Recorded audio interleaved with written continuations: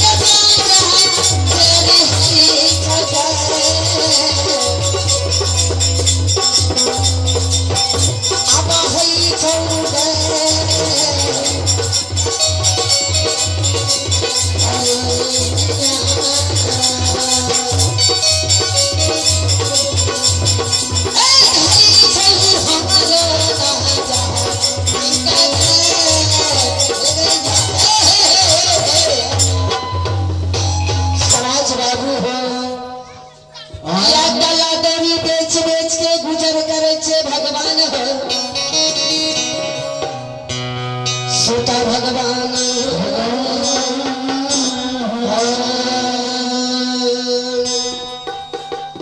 सबसे पहले हरनिया के पूछे एक भोर से आवाज लगावे था पता नहीं पहले तो सामने आवे कत गेल छले नहीं गेल छले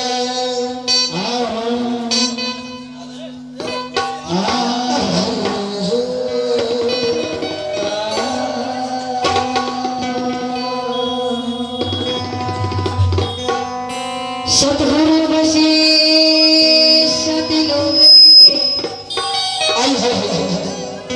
सतगुरु बसी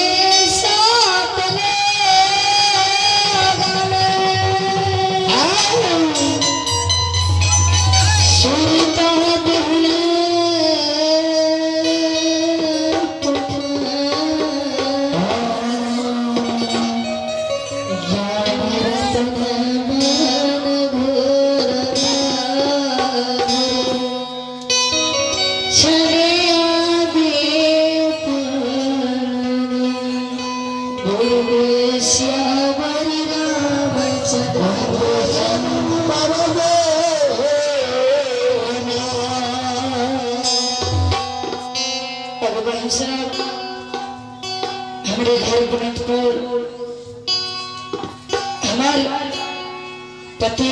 चंडाल के रूप में हर समय चंडाल के रूप में रहे जाते हमें सती हरिया बोलो स्वामी है ये जो के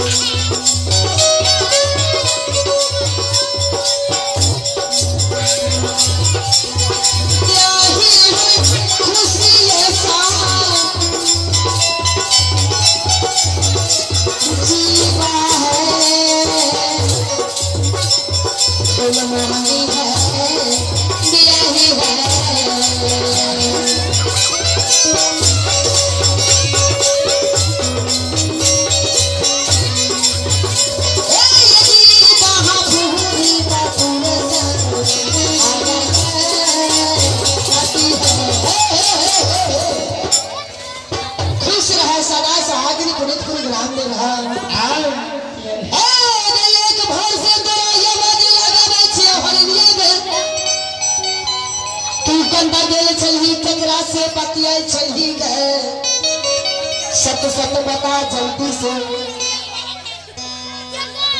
जल्दी से बता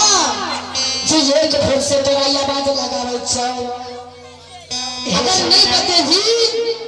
ओगे हमरे नाम से हरियाट चन डाल गए और एक महारानी